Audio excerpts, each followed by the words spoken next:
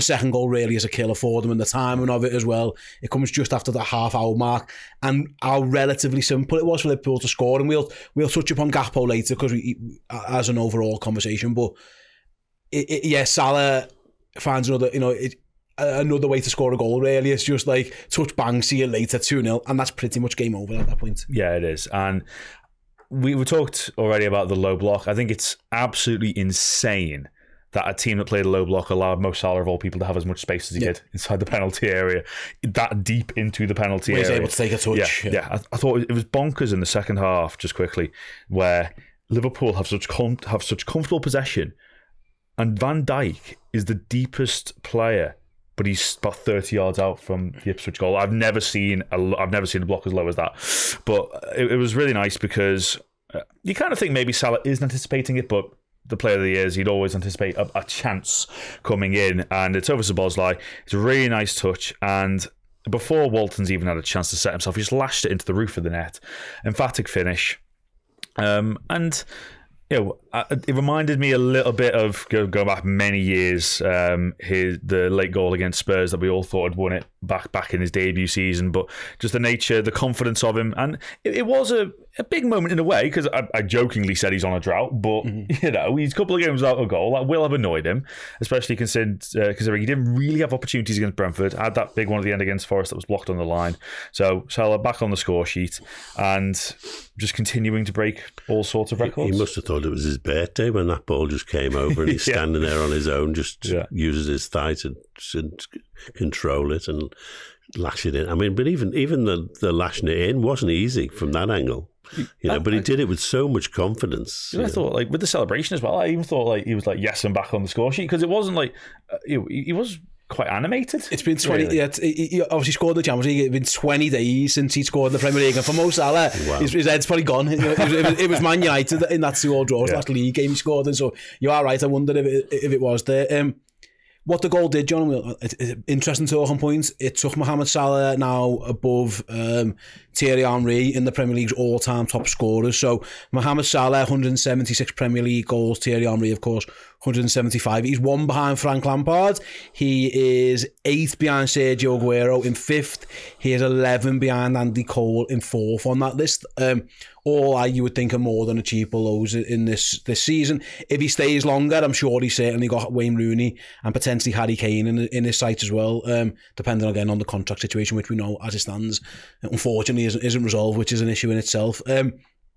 It's interesting. I just want to talk about it really, because for me, and you guys feel free to agree and disagree in a moment, I've always said Thierry Henry is the best player I've seen play in the Premier League. People can argue, and feel free in the comments, let me know who you guys think about it. But the stats now, John, he's got more goals than Thierry Henry. He's got more assists. He has played more games. I think it's about less than 30, but he has played more games.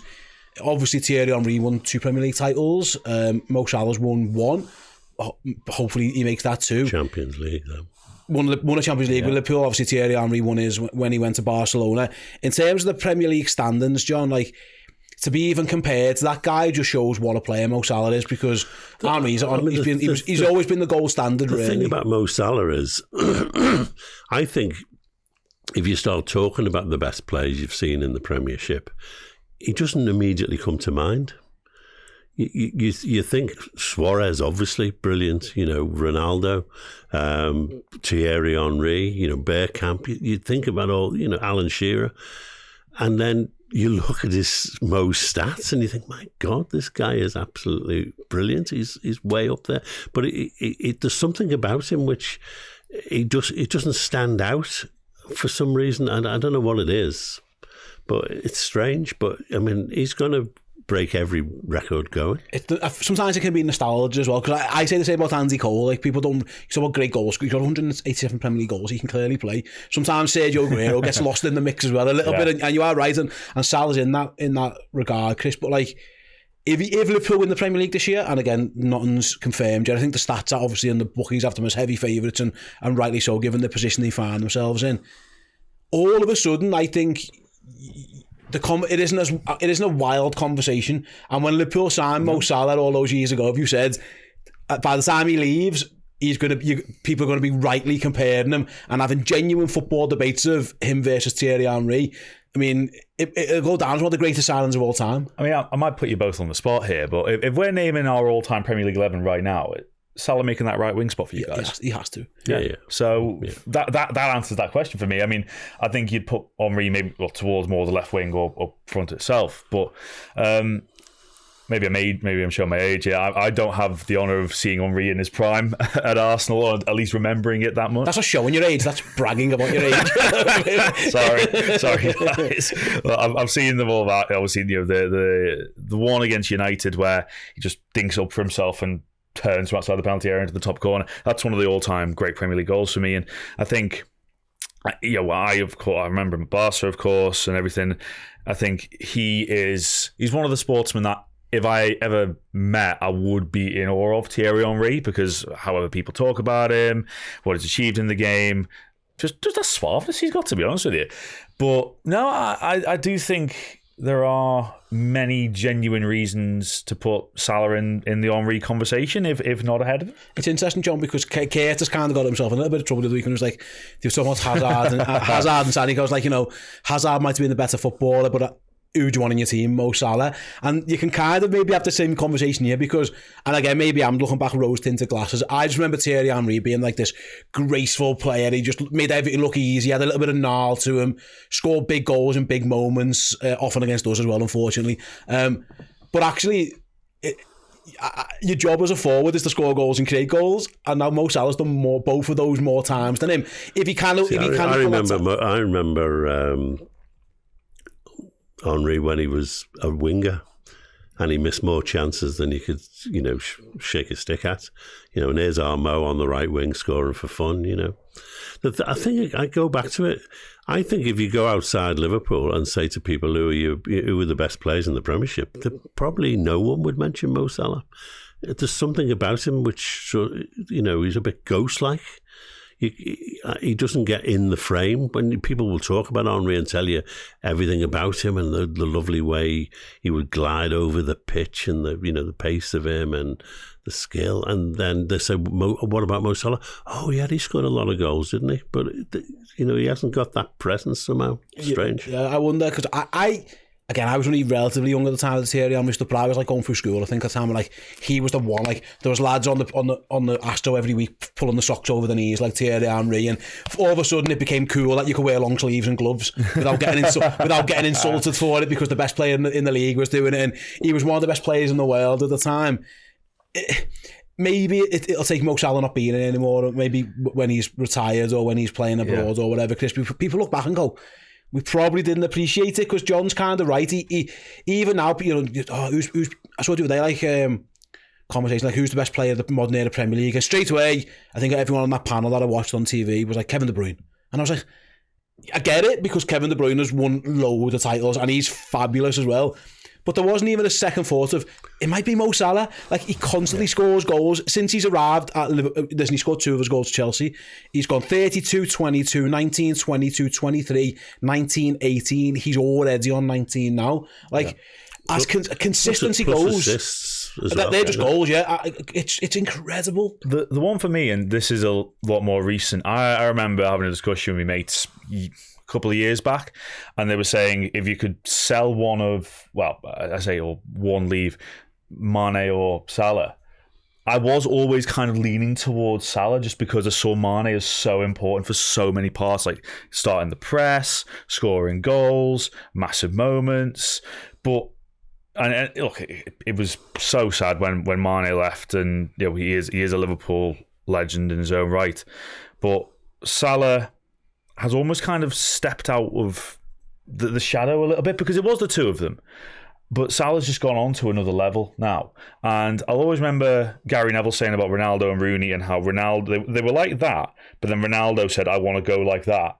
And that's what Ronaldo ended up being. I think Salah, again, I think Salah's looked at it at a certain point and gone, I want to go up there.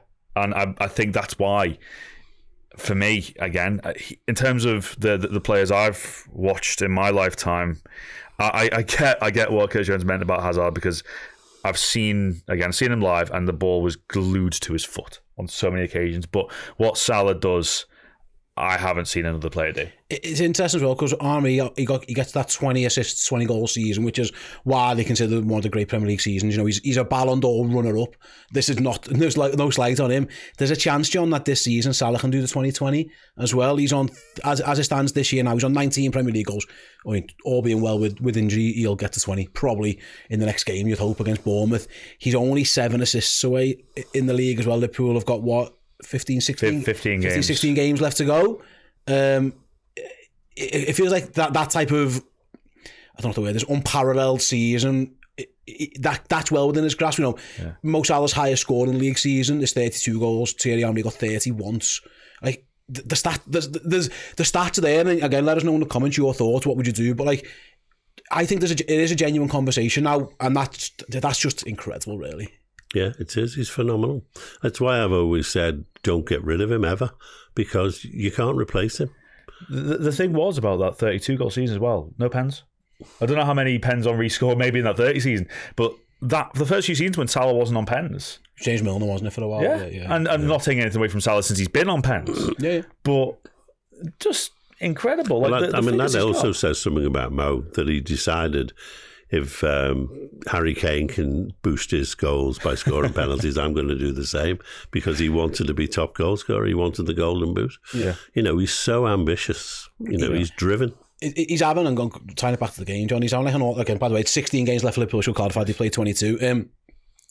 Like I say, he's 19 Premier League goals, 13 Premier League assists, Liverpool played 22 games. There's 16 more games to go here. Like, again, provided he stays fit and whatever, like the numbers by the end of this season could be, it honestly could be anything. It genuinely could. Off the chart, yeah.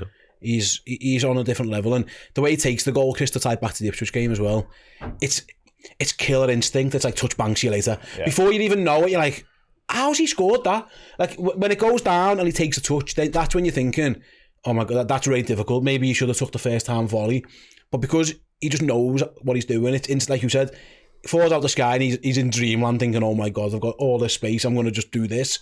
It is that killer instinct of goal scoring that is just like, you can't teach that really. Like very few players have that, and we're quite blessed as Liverpool fans. We've seen quite a few have it, you know, in terms of Ian Rush, Robbie Fowler, they all had that, and this guy's got it as well. And I know we should have scored at least 2 against Lille in the week, because he did have that, obviously that brilliant opportunity to make it 2-0, but he's gone 2 games without a real chance in the Premier League as well. So even that, just getting that little bit of rust out of his system, lashing it in, the composure that he showed, and just for me as well, because in the game, that was the best chance he had, because he was driven quite far wide.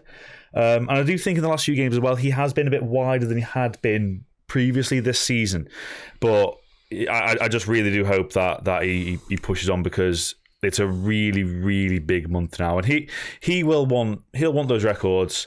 I know we'll say about the Premier League, but he won't want them for himself as well, because he's hungry. He wants the best for both the team and himself, and I just hope that really puts Mo Salah back into the mould of, I'm ready to really push the ball. It's also, I think, a lot more difficult for someone like Mo to score when there's a low block, because he's the focus of a lot of our attacks. Yeah. And that's where you find an awful lot of concentration of defenders. I thought it was very difficult to get really through. Really intriguing that Ipswich just didn't double up on him. You know what I mean? They left Leif Davis to him, and I don't think Davis did too bad, of course, just left him alone for the goal. And then they put Connor Townsend on second half for only his second Premier League appearance of the season, and again just left him alone with Salah. It was a very bold tactic. He had him on toast from the first couple of minutes. He had to, I think, Paul Leif Davis. And listen, Salah would do that to anyone, because he had him spinning. And I felt sorry for him at times, and it was no surprise that the goal comes down there. Yeah, it was. I mean, it's about Ipswich's poor defending. I mean, if you're going to have a low block, it's got to be perfect, isn't it? And they were right from the off. They just didn't do it right. Absolutely, yeah. There's the Mo Salah loving part of the show that we always have. Let us know, by the way, in the comments your thoughts on the Salah Henry kind of stuff as well, because the fact that it's even a conversation now is testament to how great Mohamed Salah is, and he wants that Ballon d'Or. Thierry never got one of them. I think Mo's definitely chasing this year's one, because I think he's the firm favourite at this moment in time as well to get it. At least he'll get on the list this year. You'd like to think he'll be in the top 30 at some point. He might even break Africa's top 10 players list that he didn't manage to find himself on last year. Yeah, there's that disrespect that John was talking about earlier.